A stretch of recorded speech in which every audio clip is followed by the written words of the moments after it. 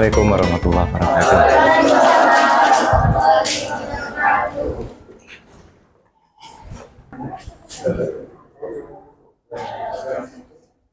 Pada pertemuan terakhir Anda sih minta belajar diri ya. Sudah harusnya Anda mendapatkan kesimpulan ada dua hal yang penting. Pertama apa? Pertama, bahwa setiap permutasi dapat dinyatakan sebagai satu cycle atau perkalian dari beberapa cycle. Itu ya. Yang kedua, apa? Kalau cycle berarti satu cycle atau perkalian dari beberapa cycle yang disjoin. Nah, kenapa dipilih disjoin? Karena perkalian dari cycle, kalau cycle-nya disjoin adalah komutatif, gitu ya. Nah, itu komutatif, itu penting. Jadi, kalau Anda lihat bukti cara mendapatkan sifat itu, algoritmanya itu yang dipakai Anda waktu mencari, ya toh? Pertama, misalnya diambil, gitu ya. Ini saya review sejenak ya, kali-kali Anda masih kurang jelas ya. Diambil satu unsur, kemudian dipetakan, terus kembali ke unsur yang pertama, itu didapat satu cycle. Kemudian kalau itu sudah habis, berarti cuma satu cycle. Kalau belum habis, diambil yang di luar itu. Ya, supaya disjoin harus di luar itu ya. Nah, misalnya tadi dari mulai A1, A2, dan sampai AK.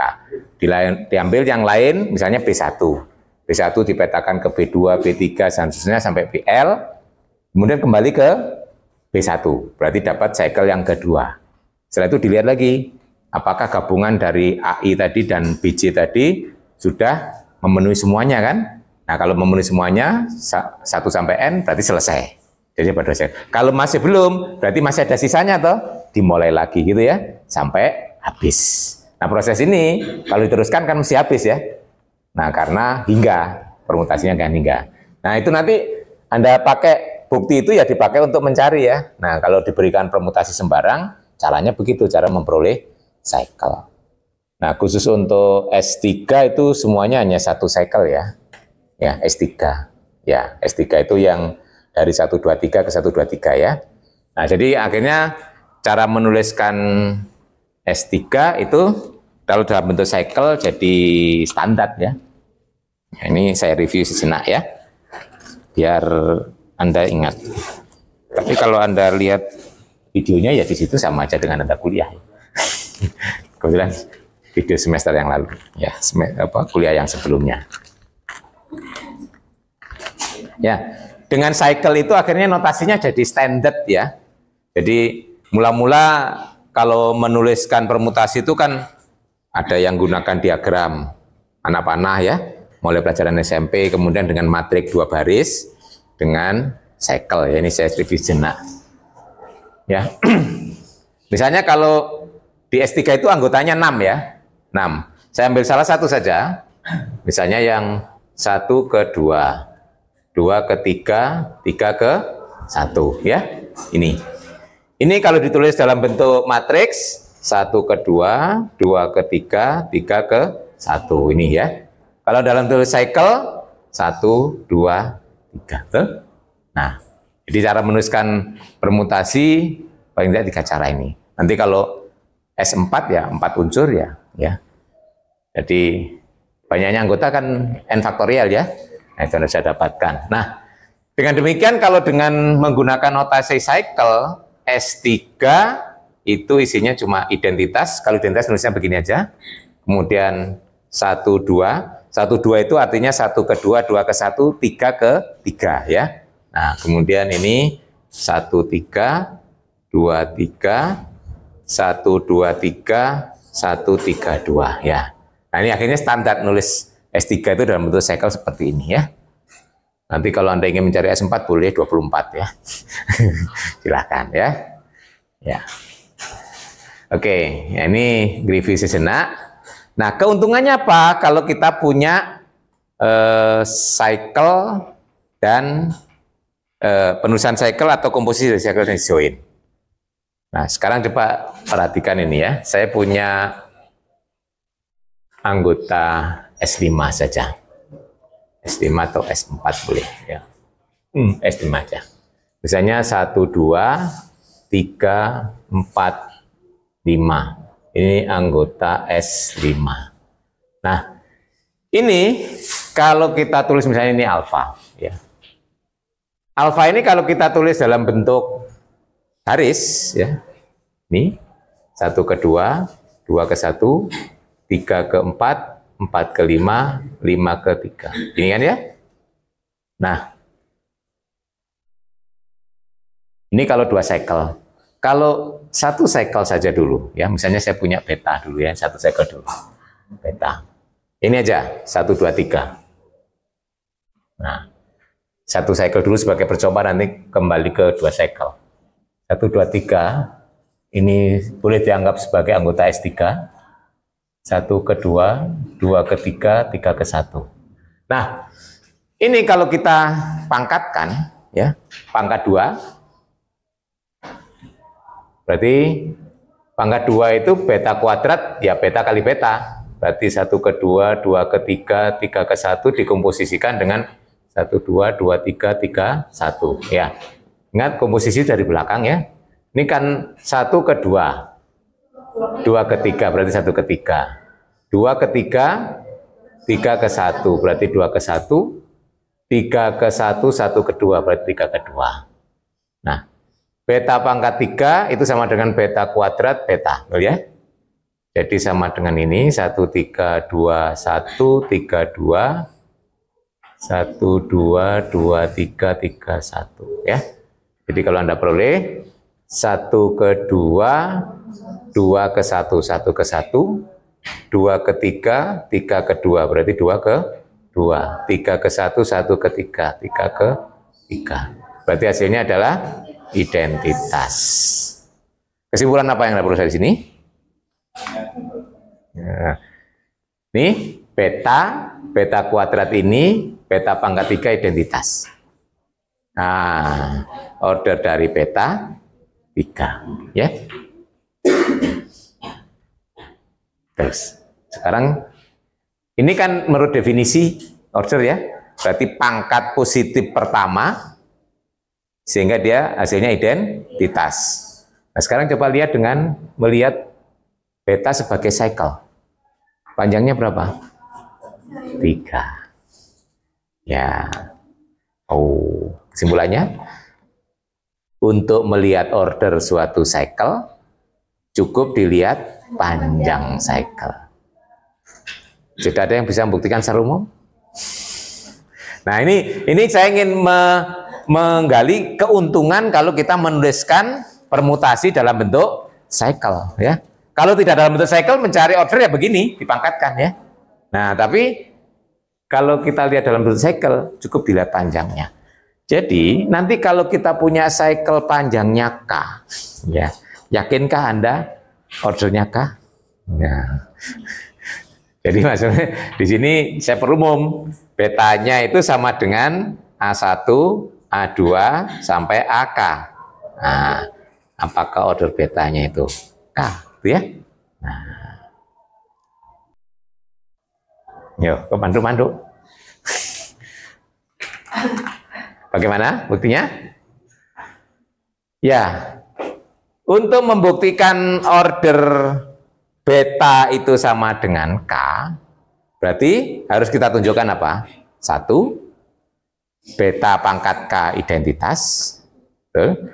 Supaya K itu menjadi bilangan positif yang pertama, berarti kalau dipangkatkan kurang dari K, tidak sama dengan identitas. Itu ya.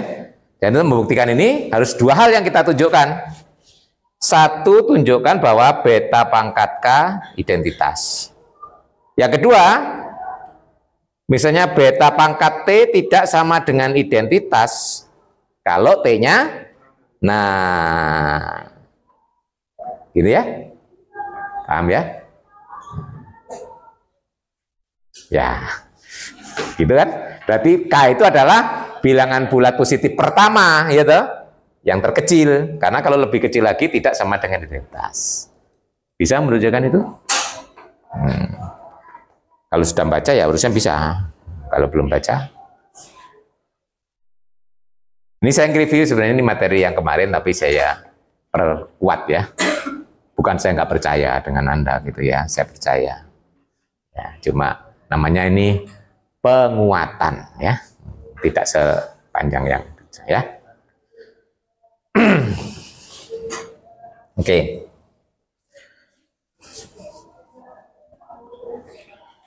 Bagaimana menunjukkan yang pertama, beta pangkat K sama dengan identitas. Lihat ya, beta tadi ini. Beta itu A1, A2, AK. Nah, berarti di sini beta A1 itu sama dengan A2, betul? Beta A1 sama dengan A2. Betul? Berarti beta kuadrat A1 A3. Itu kan berarti beta dari beta A1 ya. Beta dari A2, betul? A3 toh? Ya, paham ya? Nah, beta pangkat 3 A1 A4. Beta pangkat I dari A1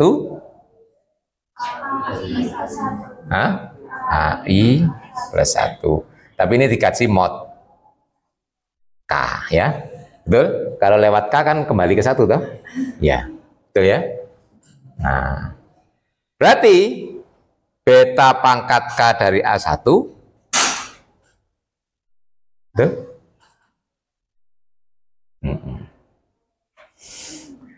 Oh ya, sekali lagi. Beta A2 itu A3. Berarti beta kuadrat A2 A4, betul? Dan seterusnya beta pangkat I dari A2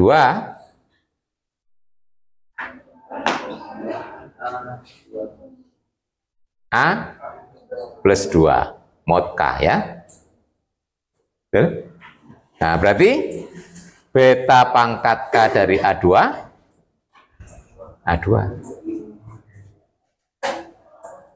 ya. Nanti secara umum Anda lihat di sini rumus ini, Anda peroleh beta pangkat I dari AJ ya. Apa? A I plus J mod K. Betul? Berarti beta pangkat I dari beta pangkat K dari AJ sama dengan AJ.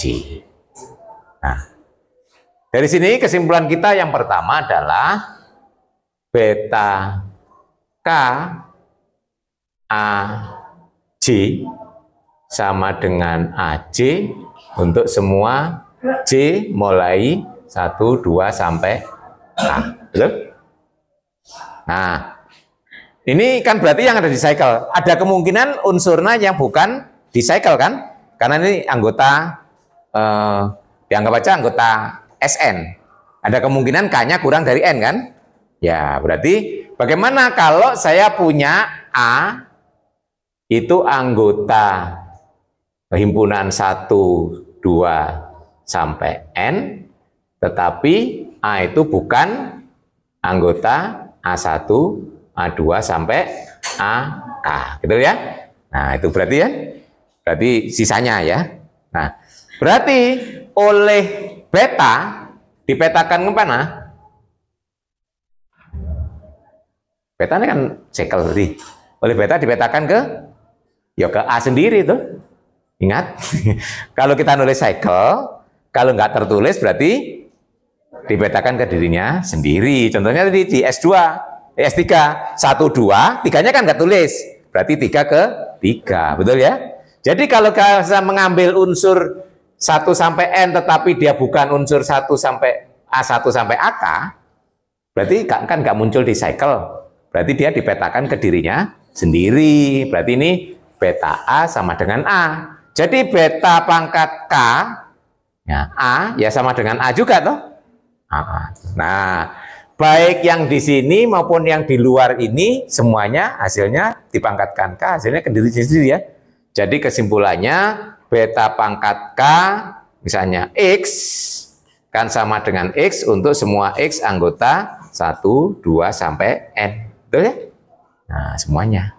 Jadi kesimpulannya beta pangkat K sama dengan identitas.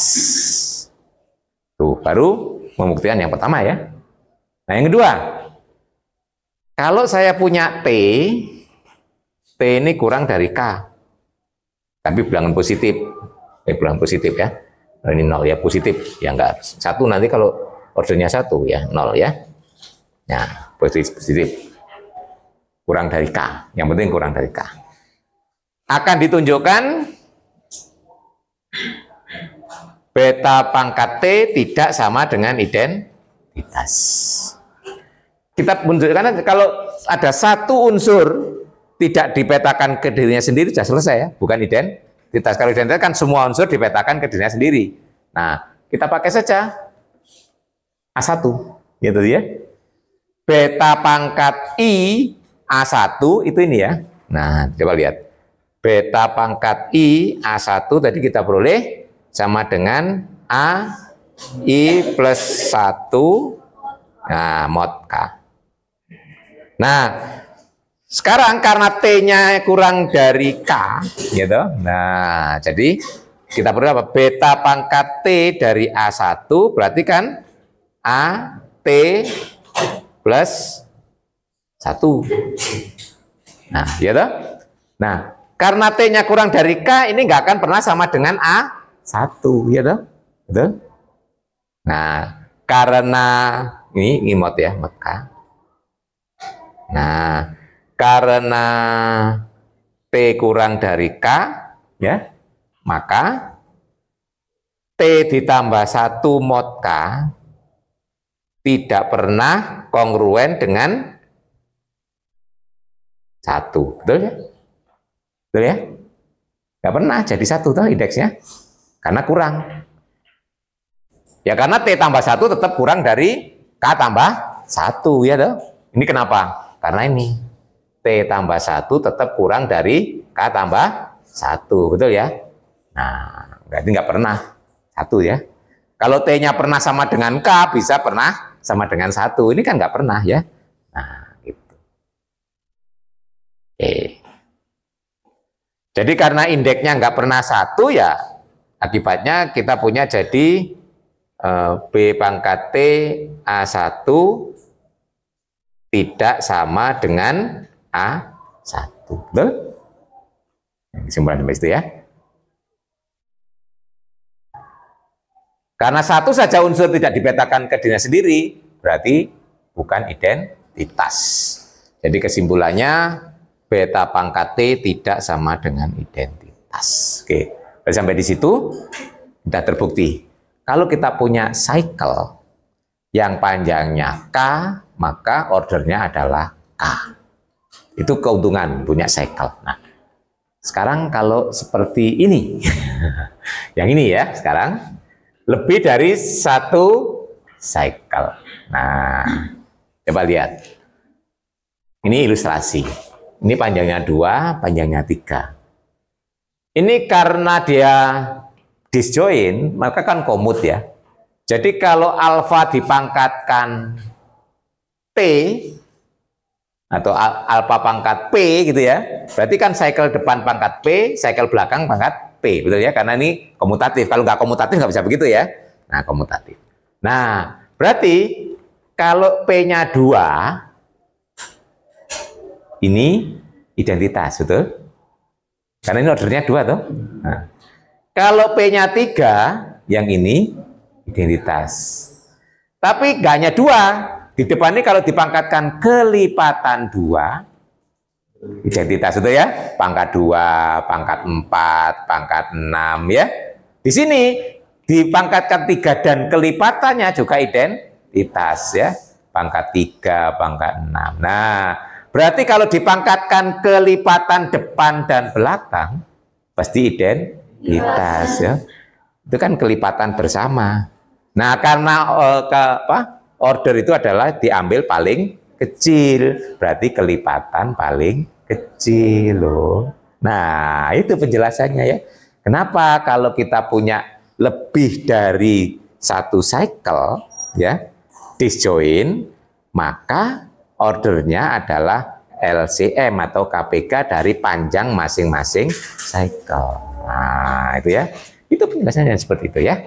Nah, jadi kalau satu panjangnya K, satunya L, yang di depan kelipatan K identitas. Yang belakang kelipatan L identitas. Jadi kalau kelipatan K dan L bersama-sama, hasilnya identitas. Order diambil paling kecil, berarti kelipatan bersama yang paling kecil. Itulah LCM atau KPK. Aduh, ini rasanya gitu ya.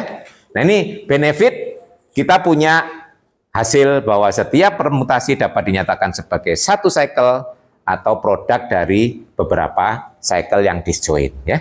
Salah satunya kita bisa dengan mudah menghitung order sebagai grup.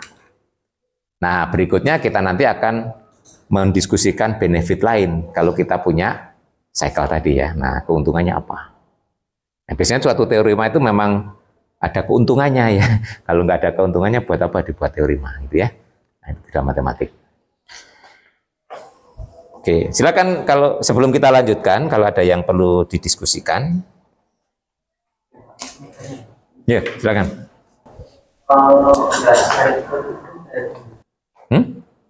Loh, teoremanya sudah, tadi menurut algoritma tadi, setiap permutasi selalu dapat dituliskan sebagai satu cycle atau produk beberapa cycle.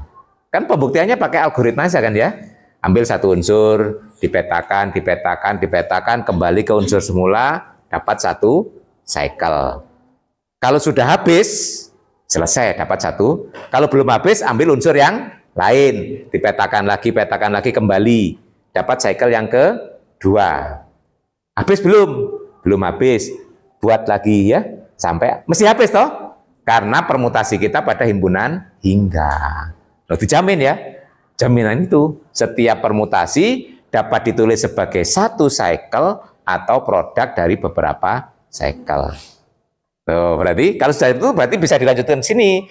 Kalau kita punya satu cycle saja, cukup dilihat panjangnya, melihat order. Ya. Kalau lebih dari satu cycle, tadi LCM-nya dengan alarm gitu ya, selesai. Tuh. Jadi pertanyaan apakah ada yang nggak dapat cycle? Nggak ada. Kalau ini misalnya ada cycle ini 1, 2, 3 gitu. Yang sebelahnya ini 3, 4. Ya itu berarti nggak disjoin. Berarti harus kita ubah agar menjadi, jadi caranya jangan langsung, nggak boleh itu melanggar teorema. Asumsi teoremanya kan harus disjoin. Anda ubah dulu. Kalau Anda nggak bisa langsung, diubah dulu menjadi permutasi yang standar, matrik 2 baris, ya. Jadi komposisikan aja, itu kan hanya sebenarnya kan masing-masing cycle tadi juga permutasi kan. Yang nggak muncul tuh dipetakan kerjanya sendiri ya. Nah, dibuat satu permutasi, setelah itu baru diubah. Kalau Anda sudah terampil, bisa langsung dari perkalian cycle yang tidak disjoin menjadi perkalian cycle disjoin, bisa ya. Nah, itu masalah cara kerja. Yang penting kalau belum disjoin jangan digunakan tadi. Ya, nggak boleh karena asumsi teoremanya harus disjoin. Itu ya. Betul ya. Ya, caranya harus diubah dulu menjadi cycle atau perkalian beberapa cycle yang disjoin gitu ya. Nah, kalau Anda langsung gunakan, nggak mesti salah ya, karena asumsi teoremanya nggak dipenuhi ya. Jadi kalau Anda mau menggunakan teorema atau formula atau rumus, harus dilihat asumsi dasar dari teorema itu. Kalau asumsinya nggak dipenuhi, jangan digunakan. Jadi kita bisa menggunakan LCM tadi, asumsinya cycle-nya harus disjoin. Kalau tidak disjoin, ubah dulu menjadi, ya gitu ya. Baik. Biasanya soalnya memang melihat ketelitian Anda gitu ya. Ya, dia perkalian dari beberapa cycle tapi tidak disjoin ya. Kalau tidak disjoin karena perkaliannya itu nggak komutatif, pangkatnya kan nggak bisa dikumpulkan ya kalau tidak komutatif itu ya. Padahal kita membuktikan tadi kan supaya pangkatnya depan sendiri, belakang sendiri kan harus bisa dikumpulkan ya, bisa dibolak-balik. Itu harus memenuhi asumsi komutatif ya. Nah, syaratnya komutatif harus disjoin. Oke, itu terjawab? Oke. Ya, memang soal-soal banyak yang tidak disjoin ya, tapi prosedurnya harus Anda ubah dulu kalau menghadapi soal semacam itu. Nah, dari hasil yang sudah Anda dapatkan,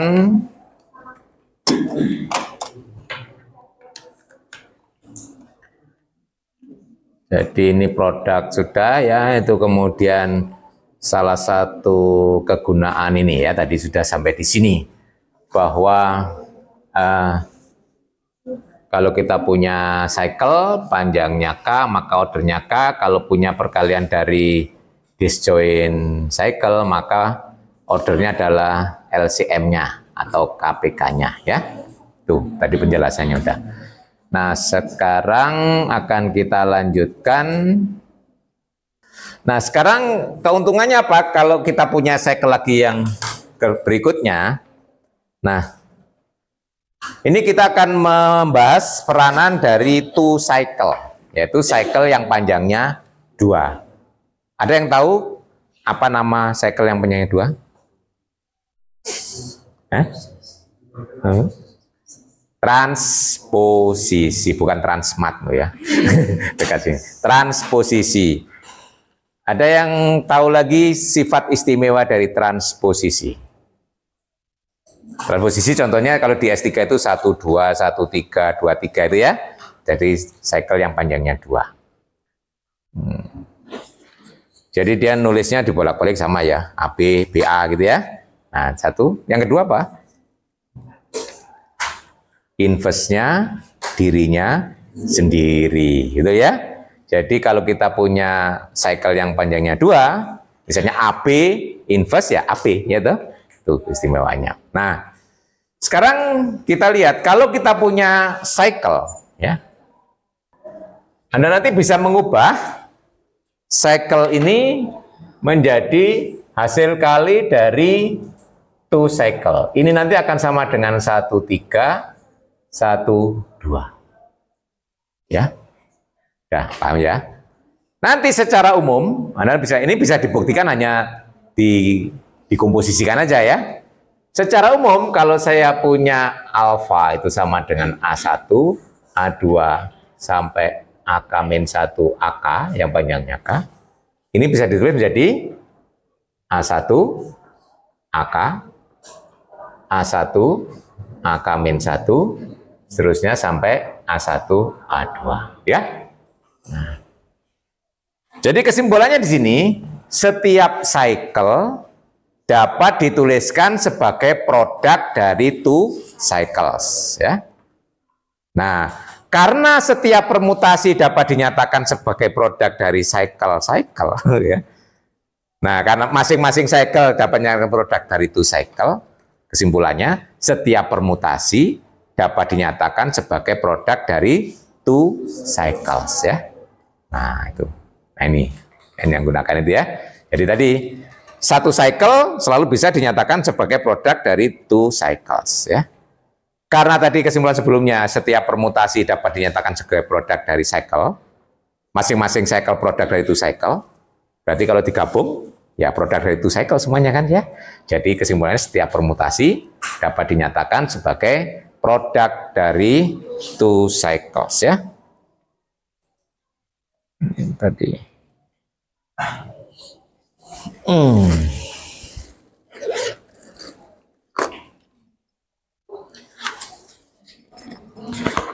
Nah, ini contohnya tadi itu ya, sudah kita punya. Tapi contoh itu mau saya lanjutkan.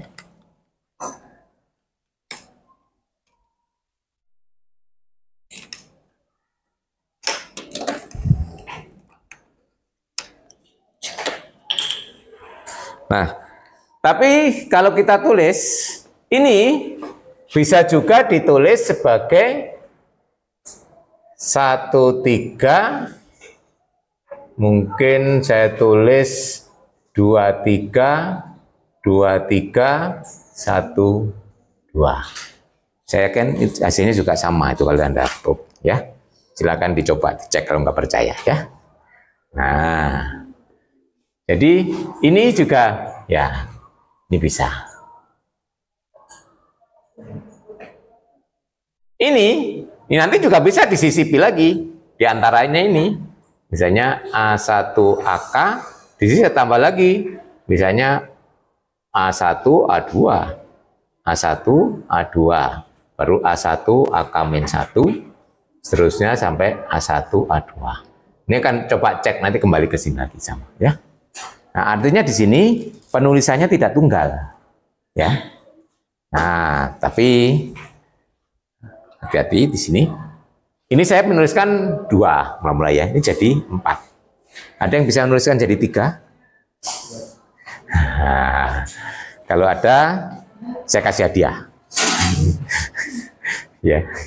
Kalau ada misalnya yang contoh saya yang ini dapat dituliskan sebagai produk dari 3 2 cycles ya. Nah, kalau ada yang bisa, silakan. 1 juta untuk Anda. Ya, orang matematika sudah yakin begitu ya. Karena ada teoremanya gitu kan ya. Nah, jadi nanti teoremanya yang akan kita diskusikan dengan, ya dulu orang pertama yang nyoba-nyoba gitu ya. Tapi kok terus ya gitu ya. Nah, jadi nanti hasil yang diharapkan kalau kita menuliskan sebagai produk to cycle memang tidak tunggal. Tapi begitu kita dapatkan sekali genap, seterusnya genap. Sekali ganjil, berikutnya ganjil, gitu loh ya. Nah, itu yang diharapkan ya. Nah, contoh yang paling sederhana identitas, ya. Identitas itu 1 gitu ya. Nah, identitas. Karena to cycle itu inverse-nya dirinya sendiri, pasti identitas dapat dituliskan sebagai 2 produk 2 to cycle ya, AB betul ya, dijadikan sebagai AB secara umum. Nah itu ya 2. Nah nanti harapannya kalau 2 nanti walaupun ditulis dengan lain ya 4, 6, 8 dan seterusnya. Gak mungkin kita mendapatkan 1 cycle apalagi ya. 1 cycle jelas nggak mungkin. Karena AB itu A dipetakan ke B itu, berarti bukan identitas. 3 cycle. Ya, siapa yang coba? Dapat hadiah kalau dapat ya. Nah, identitas loh ini ya. 5 kan gitu ya. Nah, itu yang akan kita tunjukkan ya. Nah, untuk menunjukkan semua cycle itu dapat dinyatakan sebagai walaupun tidak tunggal tapi genap ganjilnya yang tunggal gitu ya. Kalau genap ganjil itu namanya apa? Paritas ya. Jadi panjangnya tidak sama, boleh tidak sama, tidak tunggal. Yang tunggal adalah paritasnya ya, paritenya ya gitu ya. Nah, jadi unique up to parite gitu namanya biasanya kalau dalam matematik. Tunggal atas paritasnya ya. Nah, itu. Nah, untuk menunjukkan seluruh permutasi, nah, ditunjukkan dulu yang identitas, itu ya. Yang di buku Anda itu identitas. Makanya disebut lemma. Sebenarnya teoremanya akan dipakai untuk seluruh permutasi. Nah, makanya lemmanya di sini. Tapi lemmanya itu justru lebih sulit dibandingkan teoremanya. Kalau ini sudah terbukti, menunjukkan yang secara umum lebih gampang, gitu ya. Nah, ada yang sudah membaca buktinya di buku? Kalau sudah, paham nggak buktinya? Ya, ini saya perlu, kalau gitu, perlu ngajari cara baca bukti ya. Ini kebetulan memang buktinya itu menarik untuk dikaji sebagai untuk belajar ya, complicated memang ya. Nah, saya tunjukkan saja nanti bukti ya. Nah, saya mau ngajari cara baca bukti.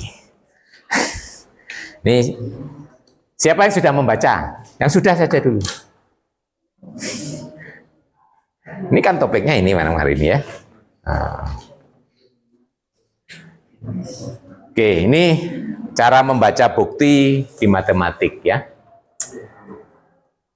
Kalimat pertama. Kalau Anda baca, itu memberi petunjuk apa? Kalimat pertama ini ya. Ya. Nah, yuk siapa yang bisa menafsirkan kalimat pertama. Tidak hanya terjemahan loh ya. Ini namanya memahami, jadi menafsirkan apa maksud, ini namanya tafsir. Kalau di dalam Al-Quran itu tidak hanya sekedar terjemah ya, tafsir. Ya, ini tafsir. Saya ini mengajari tafsir, tapi tafsir matematika. Nah kalau terjemahnya bisa Anda menerjemahkan, bisa menerjemahkan. Loh, maksud enggak, cari Google lagi saya terjemahkan ya sekarang. Apa ini? Siapa yang bisa menerjemahkan dulu? Kalau mau menafsirkan nggak bisa menerjemahkan ya percuma ya, harus bisa menerjemahkan dulu. Apa ini maksudnya?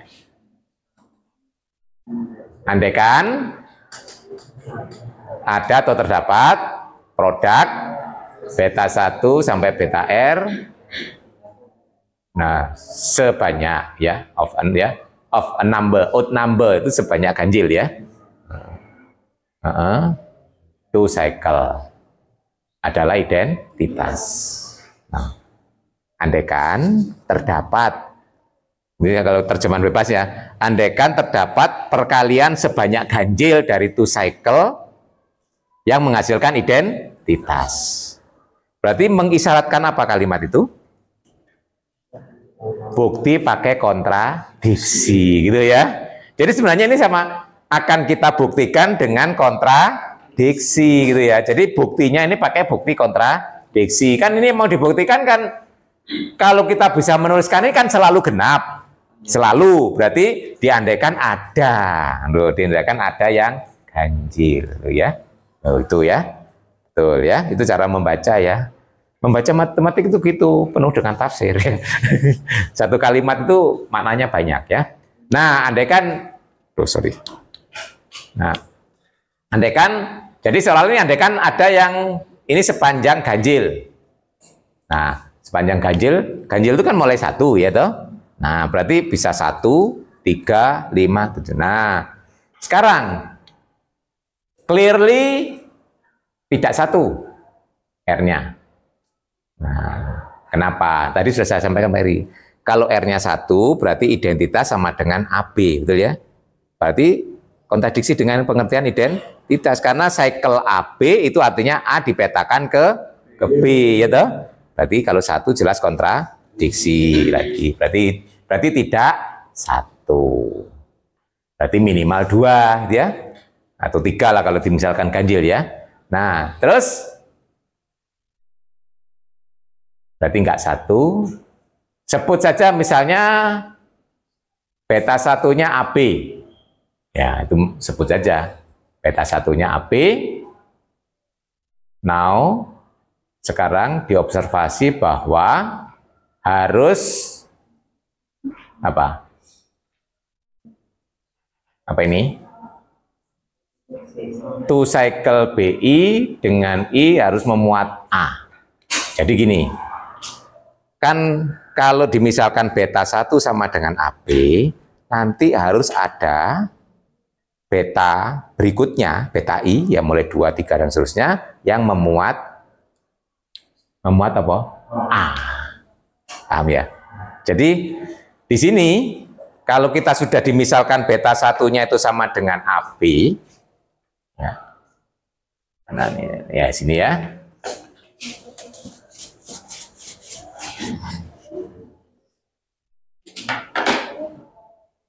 Jadi tadi kan diandaikan epsilon identitas sama dengan beta 1, beta 2, beta R dengan R ganjil. Andaikan, ini andaikan ada.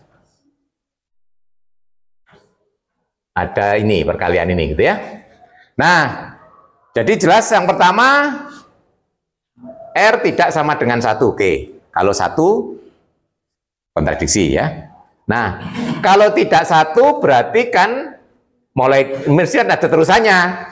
Nah, terus kemudian dimisalkan beta 1 itu sama dengan AB.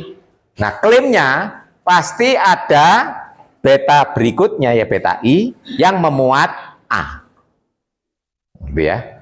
Berarti nanti di sini nanti ada, jadi ada beta I yang mungkin bentuknya apa? A ini apa? Gitu ya. Maksudnya gitu loh ya.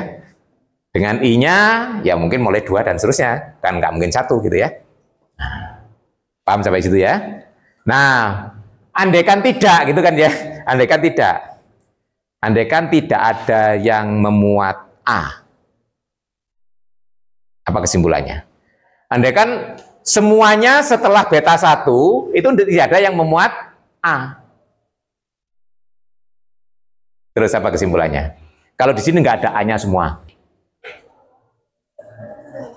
Nggak ada A-nya kok. Berarti A harus dipetakan ke B oleh identitas, betul?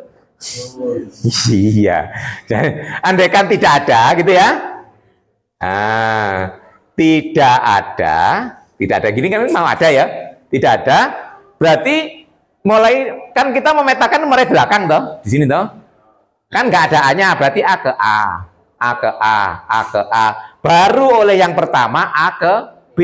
Jadi kesimpulannya, loh, andaikan tidak ada, berarti epsilon dari A adalah B, betul? Kontradiksi. Epsilon dari A harus A, betul? Nah, betul. Nah, berarti kesimpulannya memang ada berikutnya beta I berikutnya itu yang memuat A. Sampai situ ya. Oh, ini buktikan gitu ya, Mama ya. Ini saya ngajak Anda berlatih. Sekarang nanti tujuannya kan kalau Anda setelah selesai kuliah harus bisa membaca sendiri gitu loh ya. Bukti-bukti seperti ini ya. Oke, sampai di sini berarti mesti kesimpulan sudah ada. Otherwise tadi menghasilkan kontradiksi ya, karena akan memetakan A ke B, betul ya. Nah, oleh itu kita bisa berasumsi bahwa produk ini, nah, saya tak gede, Pak Heri bisa membaca tanpa kacamata. Satu lagi besarkan. Kalau di sini, kalau di situ besar sedikit bisa baca pakai kaki. Nah, segini bisa. Kalau jarak jauh malah bisa. Mata tua itu dekat nggak bisa. Nah, itu ya. Jadi, nah berarti ada yang memuat A. Nah, mungkin bisa lebih dari satu. Apa hasil produk yang ganjil tadi ya? Nah, mungkin sebagai contoh ilustrasi gini. Nah, kalau nggak diberi ilustrasi, identitas, ini saya tulis saja, ini 1, 2. Nah, ini misalnya 23, baru di sini 1, 2. Bisa juga ini 1, 2, 3, 4, 3, 4, 2, 3, 1, 2. Nah, nih. Ini A-nya 1 ya. Ini ada yang memuat 1.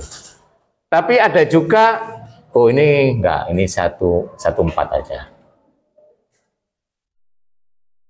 Jadi mana? Sini 1, 4. Nah, gini ya, biar ada satunya. Nah, jadi biar satunya beda antara di atas yang kedua. Ini maksudnya mau menyesuaikan dengan ini. Nah, dari sekian banyak, nanti mungkin masih banyak lagi, kita pilih, nah ini ya, dipilih. We assume that our product ini one for which such I minimum. Ya, minimum. Nih. Nah, ini I-nya 4. Ya, kan memuat A. Yang ini I-nya 3. Nah, ya. Berarti yang kita pilih yang bawah. Ya. Kita pilih dari sekian banyak yang memuat A, kita pilih indeks I-nya yang paling kecil. Selalu bisa ya, karena ini kan hingga ya. Kecil. Paham ya? Tuh, pertama. Jadi, kita pilih produk ini dengan indeks I, yaitu beta I, yang memuat A itu dengan I yang paling kecil. Tuh. Nah, terus dari yang paling kecil itu, kita pilih lagi yang memuat A paling sedikit. Nah, saya kasih bandingan. Ini karena ini kepilih, terus ini. Saya pilih lagi yang misalnya 1, 2, 3, 1, 4, Nah, ini jangan 14. Ini karena paling kecil ini ya 12. 23. Jangan. Oh ya, 1, 3. Ini sama-sama 4. Oh, ini nggak apa-apa. Ini kecil. Oh, nggak apa-apa. Ini 1, 3. Ini 2, 3. Kemudian satunya lagi ditambah. 1, 3. 1, 3, 1, 2. Wah, ya. Belakang. Nah, ini supaya punya bandingan. Ini contoh ya. Nah, ini ya.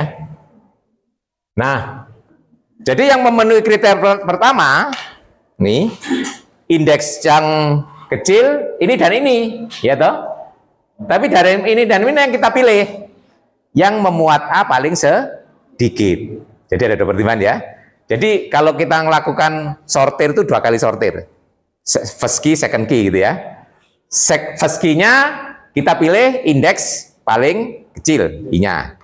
Berarti kita dapat, nah ini sama ini. Misalnya ini contohnya ini 2 ya untuk banding. Maksudnya bisa banyak juga ya. Nah, terus di antara indeks-indeks paling kecil itu kita pilih lagi yang memuat A paling sedikit.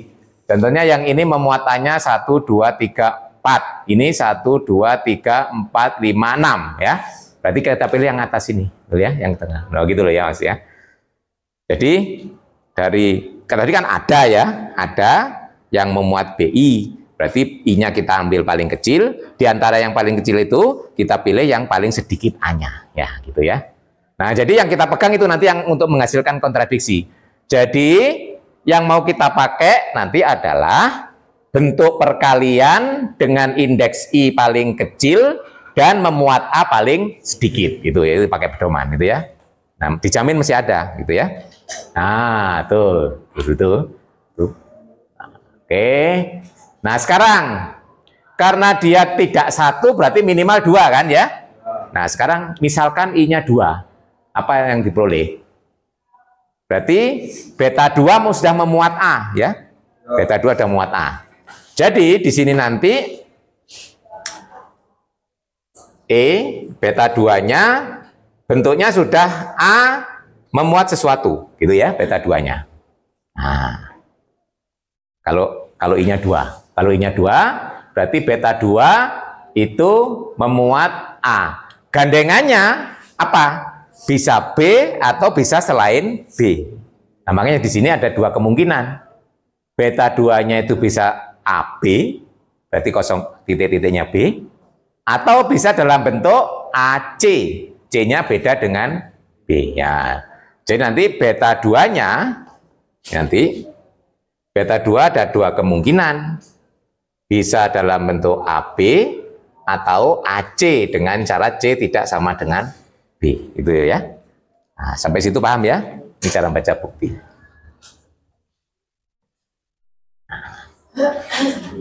Nah, terus kita analisa satu-satu. Bagaimana kalau beta 2-nya AB, gitu ya? Nah, kalau beta 2-nya AB, berarti beta 1 AB, beta 2 AB. Berarti AB kali AB apa? Identitas. Ya. Jadi nanti produk ini ya, karena beta 1 beta 2 sama-sama AB, berarti beta 1 kali beta 2 identitas, jadi akan kita peroleh produk lagi mulai cuma B3, betul ya? B3, B4, nah, kontradiksi toh. Jadi katanya kita ambil, nah ini ya. Nah, jadi kalau beta 2 sama dengan I, kontradiksi bahwa nanti ya akan lebih pendek, iya toh? A-nya berkurang toh? Ya, karena AB. Berarti dapat kita peroleh lagi produk yang A-nya lebih sedikit. Paham ya? Berkurang 2, iya toh? Nah, sekarang kalau ini kasus kedua. Nah, kalau di sini tadi justru akan kita peroleh perkalian mulai beta 3, beta 4, dan seterusnya beta R. Nah, di sini kan kita dapatkan produk dengan A lebih sedikit. kontradiksi. Tadi katanya sudah kita ambil yang paling sedikit. Nah, terus kalau yang ini, nah apa akibatnya? Kita bisa mengalihkan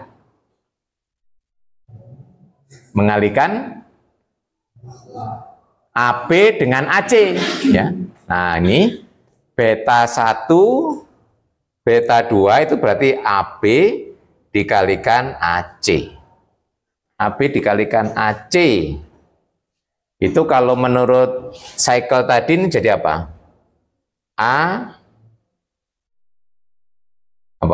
ACB, betul? Betul ya? ACB. Nah, ACB itu mau diubah menjadi C ya. Saya baca dari C. Boleh tahu ini cycle ini saya baca dari CBA. Betul ya? CBA berarti sama saja dengan CA CB. Nah, CACB itu sama dengan itu jadi apa? Mau AB. Oke. ABAC mau diubah jadi ya. Ini kan sama aja dengan itu ACBC, yaitu karena AC dengan CA kan sama. Jadi ACBC. Nah, beta 1, beta 2 yang mula ABAC akan jadi ACBC. Nah, ini kita sebut sebagai beta 1 aksen, ini beta 2 aksen.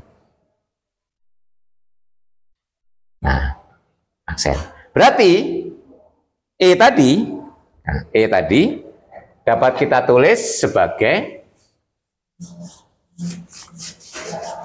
beta 1, beta 2-nya kita ganti dengan beta 1 aksen, beta 2 aksen. Jadi E, beta 1 aksen, beta 2 aksen, beta 3, beta R. Sekarang perhatikan, yang ini dengan yang ini. Beta 1 kali beta 2, A-nya ada berapa? 2. Gitu? Karena beta 1 ada A-nya, beta 2 ada. Nah, beta 1 aksen, beta 2 aksen. A-nya tinggal 1. Berarti yang baru ini A-nya lebih sedikit dibandingkan yang tadi. Kontradiksi lagi dengan pengambilan yang tadi. Katanya tadi diambil dengan A paling sedikit. Oh. Ya. Nah, jadi kalau I sama dengan 2 menghasilkan kontradiksi. Berarti I-nya nggak boleh 2. Berarti harus 3 ke atas. Nah, gitu ya. Nah, berarti ini bukti sampai I sama dengan 2 sudah selesai. Sampai I sama dengan 2. Nah, itu. Nah, sekarang berarti kita asumsikan I-nya lebih dari 2. Jadi sampai 2 itu menghasilkan kontradiksi. Nah, sebenarnya kalau I lebih dari 2, mengulang yang tadi, cuma posisi I-nya di tengah, gitu ya.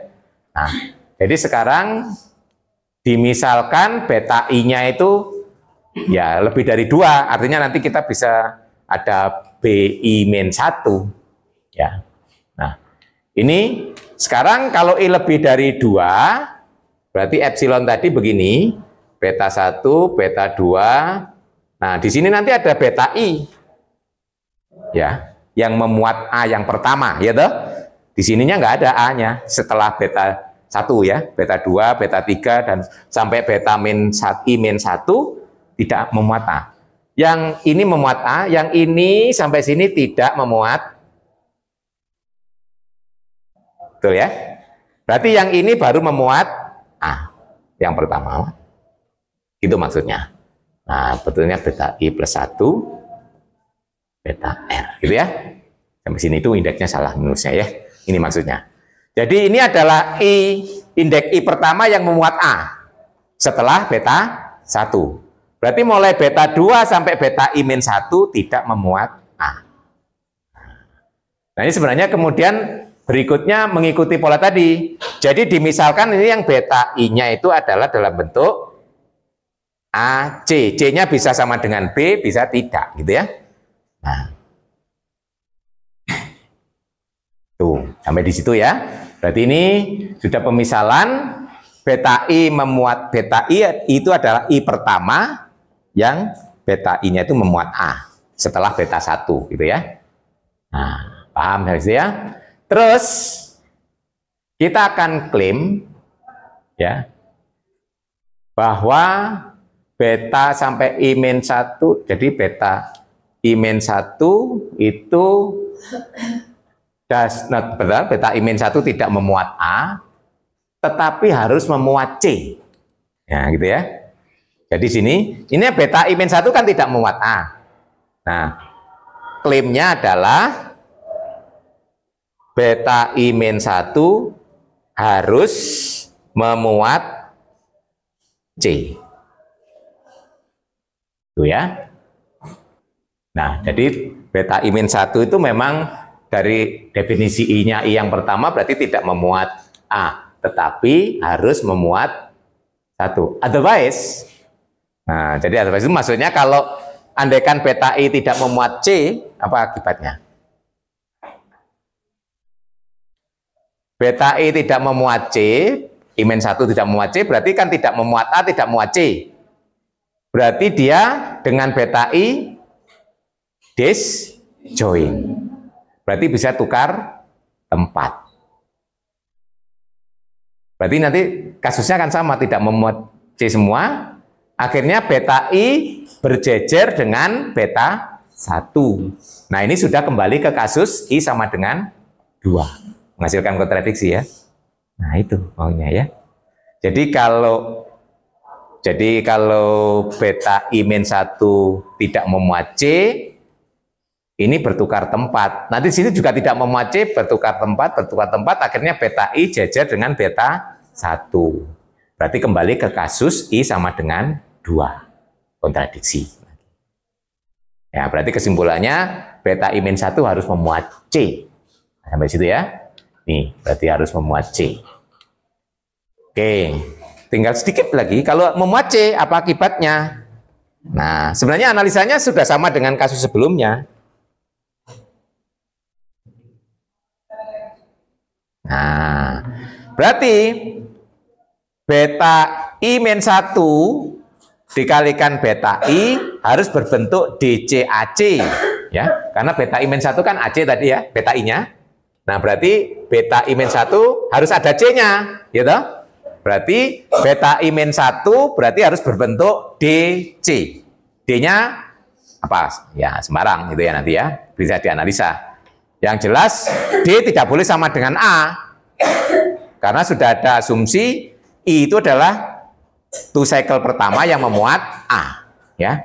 Berarti D tidak boleh sama dengan A, itu asumsinya. Nah, sekarang dihitung lagi kayak tadi, kayak ngitung ini ya, kayak ngitung beta 1, beta 2. DC kali AC itu kan akan sama dengan AD DC.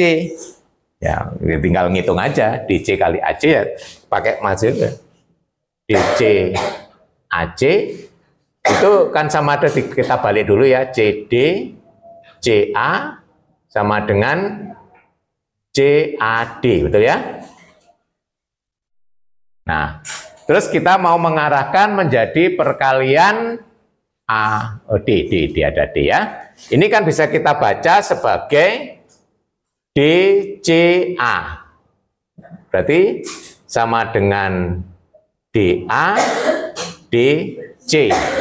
DA DC ya sama aja dengan AD DC. Tuh. Nah. Ya, ini berarti sudah sampai di sini bahwa DCAC sama dengan ADDC. Jadi kita kayak tadi, kalau tadi yang di replace beta 1, beta 2, sekarang di replace beta I-1 dan beta I. Di replace dengan ADDC. Nah, dengan ini. Apa yang dapat kita peroleh? Ya, ini kan bertukar tempat yang memuat A-nya. Tadi katanya I itu paling kecil. Gitu. Nah, ini kan yang memuat A bertukar ke I-1, betul? Nah, padahal A-nya tetap nggak berubah ya. Ini A-nya kan nggak berkurang. Cuma posisinya yang memuat A kembali bertukar ke I min 1. Tadi katanya I paling kecil. Loh. Kontradiksi, wis. Apa sudah kontradiksinya? Nah, sampai di sini selesai. Semua kasus terbukti ya. Jadi dengan demikian penulisan yang ada ganjil tadi menghasilkan kontradiksi. Jadi yang benar identitas selalu dapat dituliskan dalam sejumlah genap transposisi. Paham ya? Tuh.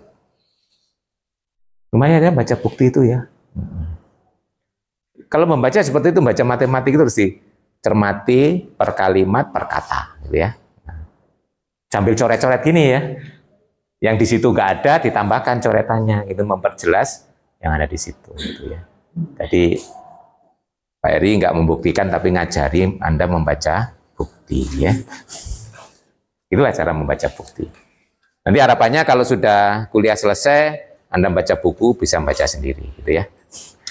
Kalau ada bukunya tinggal baca. Sekarang bukunya ada aja, baca bingung kok ya. Memang prosedurnya biasanya diterjemahkan dulu boleh kalau Anda nggak bisa membaca bahasa Inggris secara langsung. Tapi kalau sudah terbiasa baca buku teks bahasa Inggris secara langsung, ya tinggal menginterpretasikannya. Perkara interpretasi dalam bahasa Indonesia nggak apa-apa, gitu ya.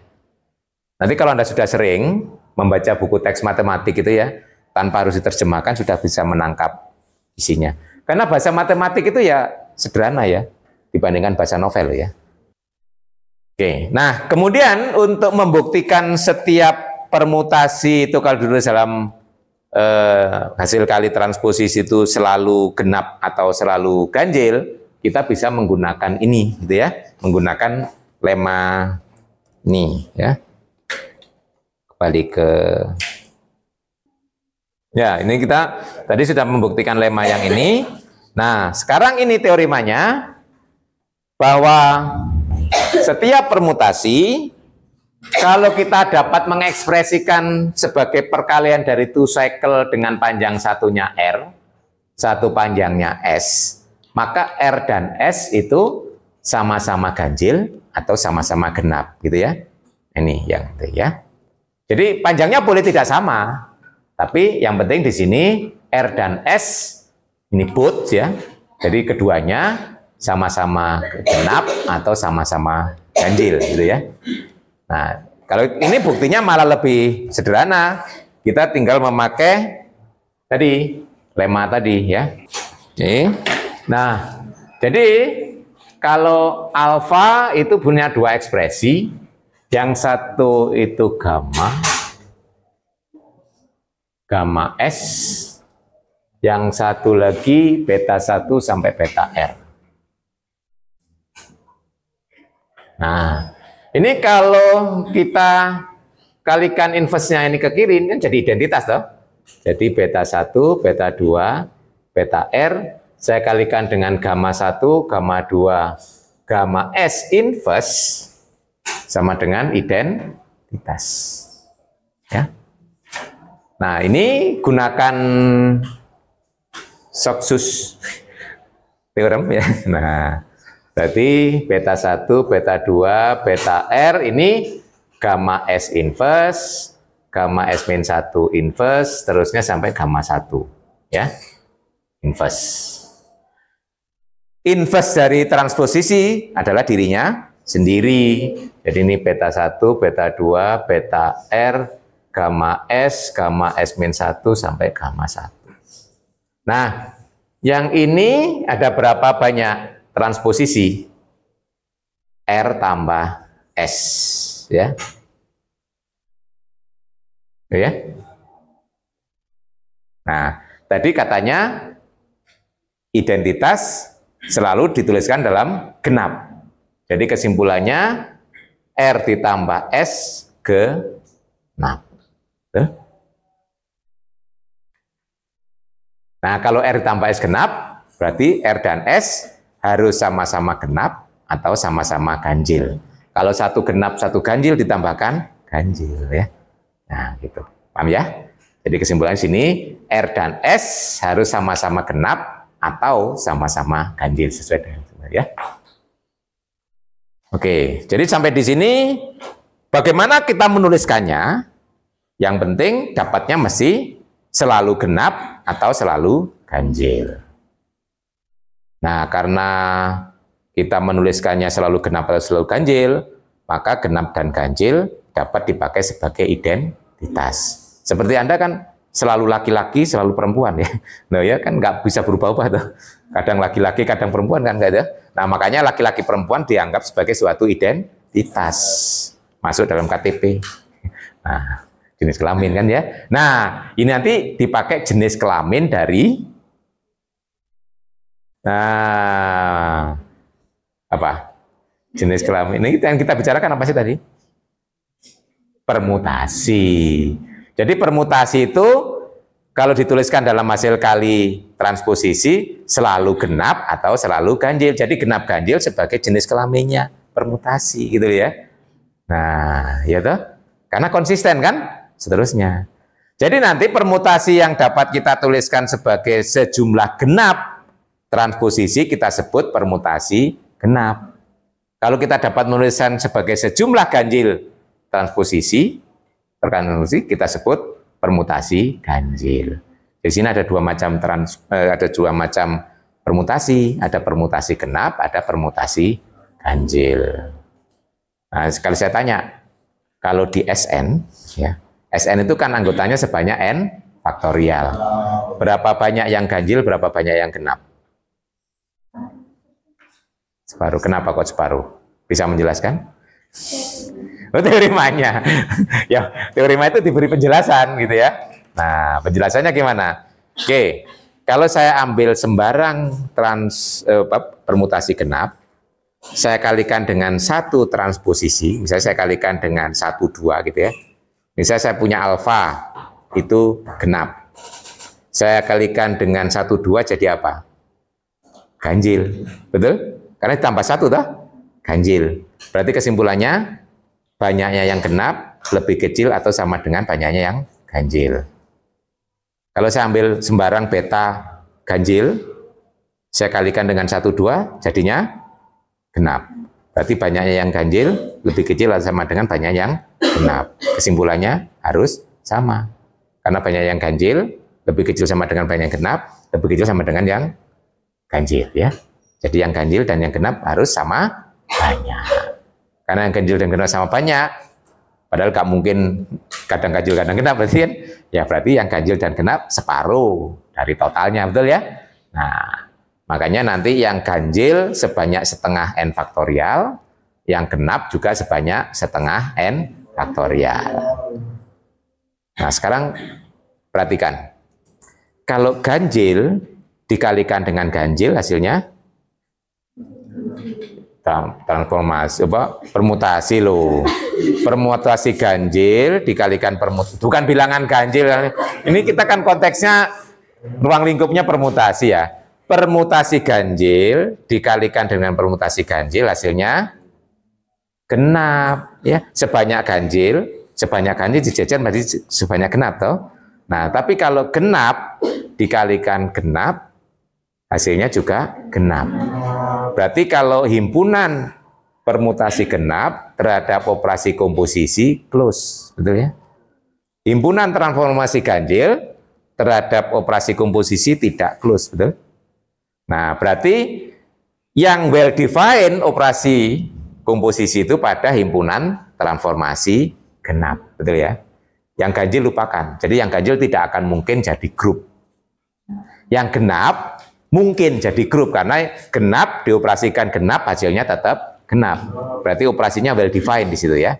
Nah, sekarang coba perhatikan untuk menjadi grup apakah asosiatif? Ya, karena transformasi genap bagian dari secara ya permutasi secara keseluruhan ya. Berarti asosiatif.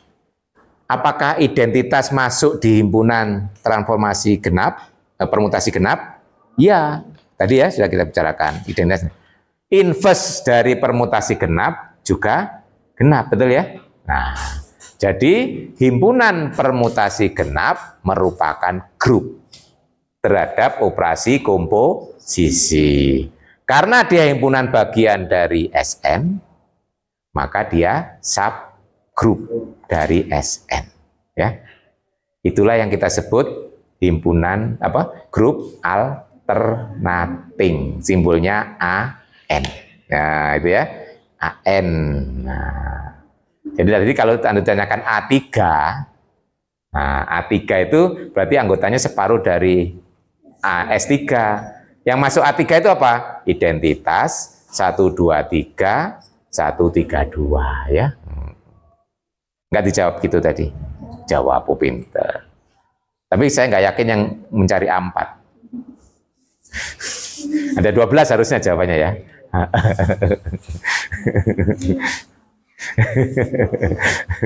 Ya caranya harus dicari dalam bentuk itu dulu, cycle dulu ya, nanti ya mudah mengubah ke perkalian to cycle kan dalam bentuk cycle dulu ya.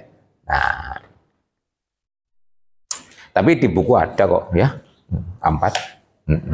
Kalau Anda baca ada itu A4 di buku ya. Bukan bukunya yang A4 teman ya, ukuran A4. Ya, jadi kita sudah sampai kesimpulan itu, itulah tugas kita hari ini ya. Jadi ini hanya mengulang, jadi definisi permutasi ganjil, permutasi genap ya. Jadi kalau kita bisa menuliskan sekali saja ketemu ya sudah, yang lainnya juga tetap genap kalau genap gitu ya. Kalau ganjil tetap ganjil. Jadi begitu kita menemukan satu saja sejumlah genap ya kita sebut genap. Begitu satu saja kita menemukan, kecuali kalau salah nulis tuh ya. Mestinya genap kita nulisnya hilang satu terus jadi ganjil ya. Berarti salah kesimpulan ya. Transposisinya hilang satu misalnya ya. Ketinggalan satu jadi kesimpulannya bisa beda. Nah, yang terakhir grup tadi, nah ini kan, nah semua himpunan permutasi genap membentuk subgrup. Itu yang kita sering simboli dengan AN ya. AN, A itu inisial dari apa? A, alternating ya. Alternate ya, alternating. Kalau S itu simetrik ya. S simetrik. Nah, nanti pengelompokan ganjil genap itu gunanya untuk mendefinisikan determinan matriks ya. Nah, dulu nggak menyadari ya kalau determinan matriks itu menggunakan permutasi kan. Nah, kenapa waktu menghitung determinan matriks 3 kali 3 itu kan sebanyak 6 bentuk perkalian dari 3 unsur ya. Itu 6 itu permutasi, mewakili permutasi. Anggota S3, ya toh? Ada 6. Nanti yang ganjil, ketemu permutasi ganjil tandanya negatif, ketemu permutasi genap tandanya positif. Nanti makanya yang 3 positif, yang 3 negatif ya. Nanti coba. Dulu waktu definisi itu Anda nggak nyadar karena belum tahu permutasi ganjil genap. Tapi nanti sekarang coba baca kembali definisi itu, terus cocokkan dengan permutasi ganjil genap. Anda mungkin lebih paham sekarang ya, dibandingkan dulu. Ya, nggak tahu dulu. Harusnya belajar determinan setelah tahu permutasi ganjil genap.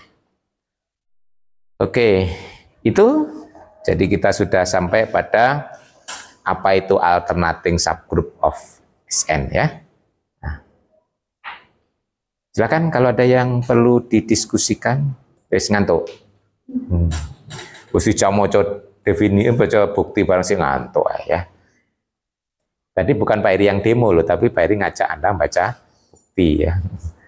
Kemarin-kemarin Pak Eri yang demo membuktikan. Tadi buka bukunya Pak Galian, kita baca bersama-sama tadi ya. Nah, baca bukti. Nah, nanti permutasi ini akan kita pakai untuk pembahasan berikutnya, yaitu tentang koset nanti ya, waktu membicarakan koset itu nanti kita pakai model permutasi ya, itu kan karena merupakan contoh grup yang tidak komutatif. Nah, ya.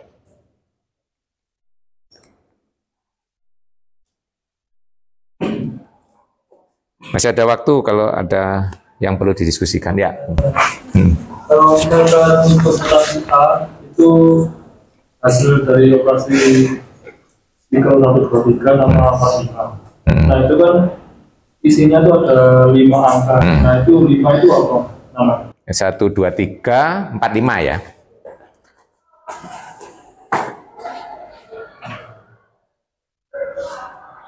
Nah, misalnya sebut saja ini alfa. Ya, alfa itu perkalian dari.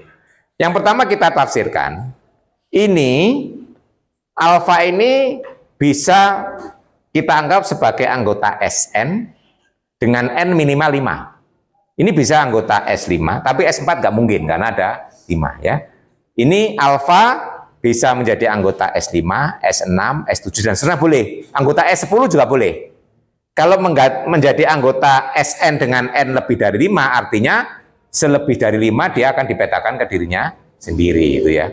Nah, jadi dari angka yang muncul ini kita bisa menafsirkan dia anggota Sn dengan N minimal berapa. Ya. Walaupun nggak muncul semuanya, misalnya saya punya lagi ya 1, 3, 7, 2. Nah, gini ya. Meskipun di sini cuma isinya 4 huruf ya, 4 angka. Ya, tapi kan ada 7. Jadi di sini minimal anggota S7 ya, minimal. Dengan yang tidak muncul di sini adalah dipetakan ke dirinya sendiri itu ya. Jadi dari angka yang muncul di dalam cycle atau komposisi cycle itu kita bisa menebak N-nya, Sn berapa dia. Ya. Tapi minimalnya, tapi lebih nggak apa-apa, kurang nggak boleh gitu loh ya. Nah, ya. Itu yang dimaksudkan? Ya. Jadi nanti kalau Anda mau mengasumsi, misalkan alfa ini anggota S4, jelas salah, gitu ya. Nah, kalau ini anggota S7, oke, disebut nggak apa-apa. Misalkan alfa ini anggota S7, itu nggak masalah, ya toh? Dengan ketentuan kalau 6 ke 6, 7 ke 7, ya. Tuh. Jadi nanti hati-hati menyikapinya, ya. Lebih nggak apa-apa. Baik, ada lagi? Terus tadi panti-panti juga yang ditanyakan tadi ya, kalau mau menghitung order, dilihat disjoin atau tidak ya. Contohnya kita punya alfa itu sama dengan 1, 2, 3, kemudian ini 3, 4, 5 ya. Jangan langsung ordernya 3 gitu ya. Hati-hati ya. Nah, ini harus diubah menjadi komposisi dari cycle yang disjoin ya. Anda boleh langsung dari situ juga bisa langsung diubah. Kalau tidak ya diterjemahkan. Karena di sini munculnya paling besar bilangannya itu 5, jadi minimal anggota S5 gitu ya. Anggota S6 boleh, S7 boleh gitu ya. S5. Nah, ini kalau kita ubah bagaimana? Kita mulai dari 1 juga boleh. 1 kemana? Dari belakang tapi ngitungnya ya. 1 di sini kemana? Ke 1 ya. Ini 1 ke 1, di sini 1 ke 2. Betul ya. Terus 2 di sini 2 ke 3 ya. 3 ke 4, 4 ke 4 ya. Nah, terus 4 ke 5, 5 ke 5. Sini 5 ke 3, 3 ke 1. Sudah muncul 1, 2, 3, 4, 5, 1, 2. Nah, sudah semuanya muncul. Jadi cuma 1 cycle ya. Jadi sini ordernya 5. Nggak percaya, coba dipangkatkan ya. Nanti saya jamin alfa pangkat 5 identitas ya. Nah. Kalau Anda mau ubah pangkat ya ubah dulu ini ke ini ya. Ya kayak tadi 1 kemana gitu ya. Ya kalau ingin 2 boleh juga, yang depan diubah 1, 2, 3, 4, 5, ini 1 ke 2, 2 ke 3, 3 ke 1, 4 ke 4, 5 ke 5. Yang kedua 1, 2, 3, 4, 5. Nah, 1 ke 1, 2 ke 2, 3 ke 4. Nah, 4 ke 5, 5 ke 3. Ini. Nah, ini kalau diubah ya gini, 1 ke 1, 1 ke 2, 2 ke 2, 2 ke 3, 3 ke 4, 4 ke 4, 4 ke 5, 5 ke 5, 5 ke 3, 3 ke 1. Ini kan? Nah, ini baru diubah ke sini, ya boleh ya. Itu kalau prosedural ini. Tapi ini ke sini juga bisa kalau saya terampil ya. Nah, ini kalau dilihat kan nih, 1 ke 2, 2 ke 3, 3 ke 4, 4 ke 5, 5 ke 1 ini kan. Nah, tuh ya. Silakan mana. Yang penting dapat 1 cycle atau dekomposisi atau perkalian dari cycle yang disjoin. Itu baru bisa kita pakai menghitung order ya.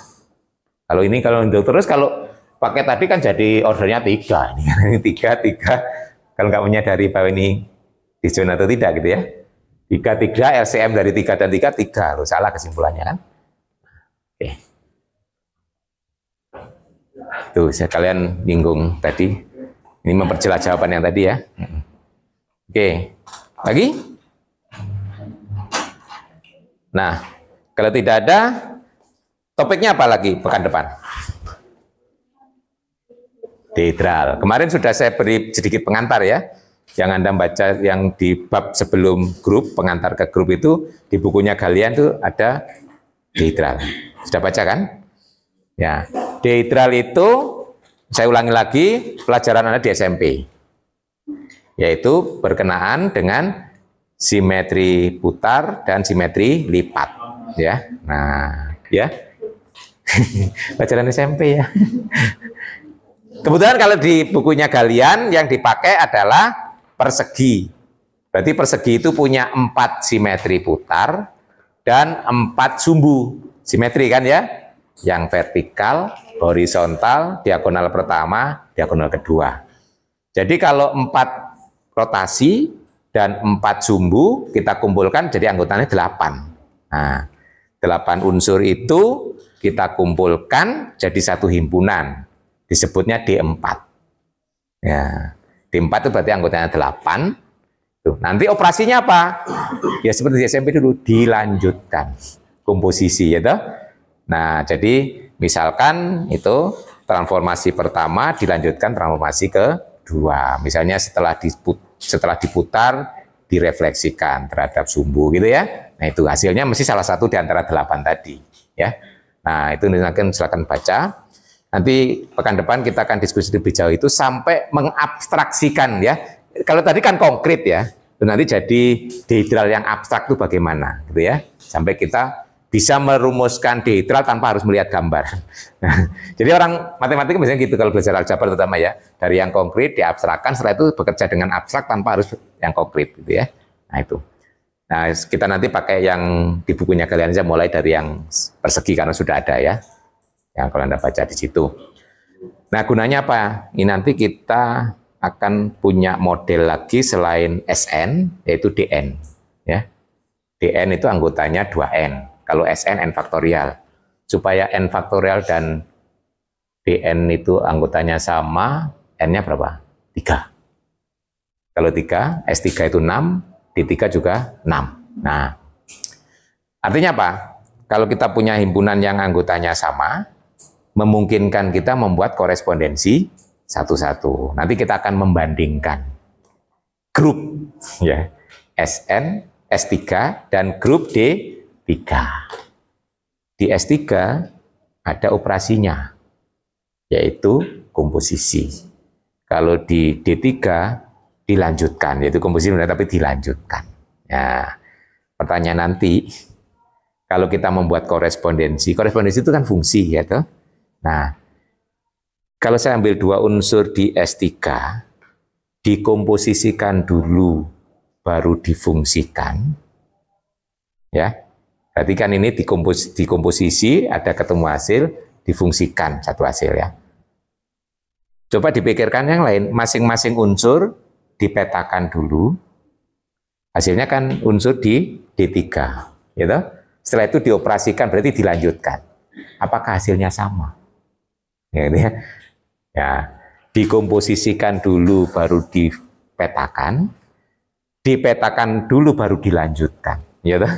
Apakah hasilnya sama? Nah, kalau itu sama itu istimewa. Kita punya 2 grup yang bisa, itu mirip dengan sifat modulo dulu ya. Ditambahkan dulu baru dimodulukan, hasilnya sama, dimodulukan dulu baru ditambahkan, ya toh? Nah, ini kan itu ya. Dioperasikan dulu baru dipetakan dulu baru dioperasikan. Tuh. Ya. Itu nanti yang menjadi bahan diskusi berikutnya lagi. Makanya kita perlu membahas DN ya. Nanti untuk DN perlu kita akrabi ya. Nah, abstrak ya matematika. Jadi nanti pertemuan berikutnya itu pas bahas itu sudah puasa ya. Iya, iya kan pekan depan udah puasa toh. Oke, tetap semangat walaupun nanti pekan depan puasa. Insya Allah besok kita masih ketemu 1 kali pertemuan sebelum puasa ya. Oke, besok dibaca sekali lagi tentang dihidral, topik kita besok tentang dihidral ya. Oke, saya kira cukup hari ini. Assalamualaikum warahmatullahi wabarakatuh.